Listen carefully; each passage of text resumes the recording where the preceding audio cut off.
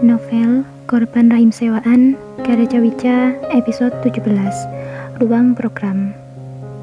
Arsana datang membawa sebuah kalung liontin berlian berwarna biru yang sangat indah dan berkilauan. Ma, lihatlah, Papa membelikanku ini.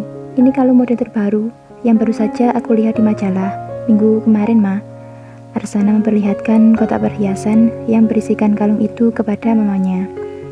Iya sayang, papamu telah membelikan itu kemarin untukmu, jawab ramah Ranika sambil mengelus puncak kepala Arsana. Lalu, mama bagaimana? Papa tidak membelikan mama juga. Tidak sayang, mama menolaknya. Perhiasan mama sudah sangat banyak. Mama sampai bingung mau pakai yang mana. Ah, mama ini, kan semua itu untuk koleksi, Ma. Kalau kita bosan, kita kan bisa pilih yang lainnya. Mereka berempat pun berbincang-bincang sampai hari menjelang sore. Lalu melakukan makan bersama dan Arsana beserta Daniel pulang ke rumah mereka. Hari-hari pun berlalu dan tiba hari di mana sudah diputuskan akan ditanamkannya calon anak Daniel dan Arsana ke dalam rahim Eva. Hari itu Eva dan Tony dijemput oleh dua orang pengawal menggunakan mobil dan dibawa ke rumah sakit Sariusada, rumah sakit yang sudah disewa khusus oleh Daniel untuk menjalankan programnya juga untuk menjaga kerahasiaannya. Arsana dan Daniel ternyata datang lebih dulu untuk melihat calon anak mereka yang masih berbentuk sel dan memilih salah satu yang terbaik untuk nantinya ditanamkan dalam rahim Eva. Hari itu Eva dengan perasaan yang tak menentu, takut, senang, sedih, khawatir, cemas, gugup, semua bercampur menjadi satu saat dirinya dan Tony tiba di rumah sakit. Eva pun dibawa masuk ke dalam ruangan khusus untuk menjalankan programnya. Di sana, sudah ada Arsana dan Daniel beserta Dr. Danis, dokter yang menangani program kehamilan ini. Tony juga masuk dalam ruangan menemani Daniel, mengobrol tentang villa yang ditempatinya sekarang.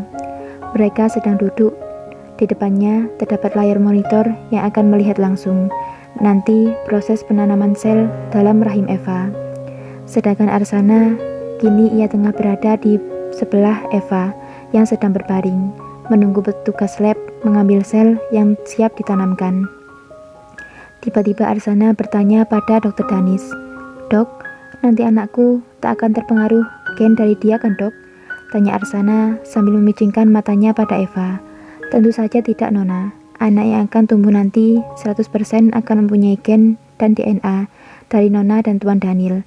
Nona Eva ini hanya tempat dan perantaranya saja," jawab Dr. Danis ringan, sambil menyiapkan beberapa alat untuk segera melakukan prosedur. "Ya, semoga saja. Aku takut nanti anakku menurunkan sifatnya, atau apapun darinya. Tidak kan, Dok?" "Tidak, Nona. Dia hanya akan menempel pada rahim Nona Eva, mengambil makanan dari sana untuk tumbuh dan berkembang di dalamnya. Untuk itu, saya sarankan agar Nona Eva selalu makan makanan dan minuman yang sehat, berolahraga ringan, dan selalu berhati-hati dalam beraktivitas, menghindari hal yang dapat membahayakan janin di dalamnya." "Tuh, kau dengarkan," kata dokter. "Aku gak mau ya, nanti anakku kenapa-napa. Kau bertanggung jawab atas kondisinya. Jangan makan makanan sembarangan. Aku tak mau anakku nanti tumbuh kerdil sepertimu. Pasti kau kurang asupan gizi saat orang tuamu mengandungmu," jawab sombong Arsana.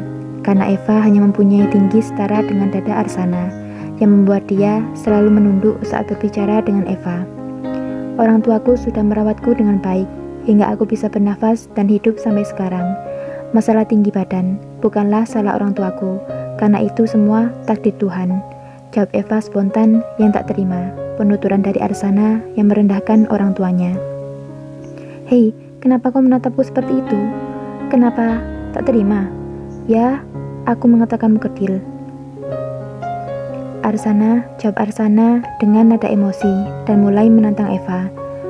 "Saya tidak menantang, Nona. Tapi saya hanya membenarkan apa yang baru saja Nona katakan. Karena menurut saya, kata-kata Nona salah mengatakan orang tua saya seperti itu." "Aku tak salah. Bahkan lihat kehidupanmu sekarang. Aku sudah tahu semua latar belakang kehidupanmu, keluargamu, dan semua tentangmu. Kau hidup susah kan selama ini? Makanya kau menerima tawaran sebagai rahim sewaan kami." Mendengar sebuah keributan di dalam ruangan Eva, Daniel dan Tony segera menghampiri mereka. Daniel berusaha melerai, menarik tangan Arsana dan memeluk tubuhnya di dalam pelukannya. Arsana masih saja mengumpati Eva, yang hanya berbaring tak merespon apapun lagi yang dikatakan Arsana. Eva berpikir berbicara dengan Arsana hanya akan menguras energinya. Eva pun dengan posisi santainya, diam 1000 bahasa, berusaha meredam emosinya sendiri akan perkataan Arsana yang terus mengumpati dirinya. Kalau bukan karena uang 3 miliar, aku tak akan sudi mengandung anak dari si penyihir Arsana ini. Kenapa Tuan Daniel yang tampan itu bisa betah memiliki istri seperti dia? Aku bahkan sudah muak hanya beberapa kali bertemu dengannya. Batin Eva berusaha menguasai hatinya. Daniel memeluk Arsana yang masih mengumpati Eva dengan nada lembut. Daniel mengingatkan Arsana perlahan. Sayang, diamlah, dengarkan aku. Sayang, dia yang mulai terlebih dulu. Jawab Arsana manja, ingin mendapat pembelaan dari Daniel. Iya sayang, aku percaya padamu. Sekarang, dengarkan aku. Kalau dia yang memulainya terlebih dahulu, maka maafkanlah dia. Belum selesai Daniel berbicara, tapi Arsana sudah memotongnya. Maaf, aku tak mau memaafkannya. Dia perempuan yang sudah menghinaku sayang. Dengarkan aku dulu, aku belum selesai bicara.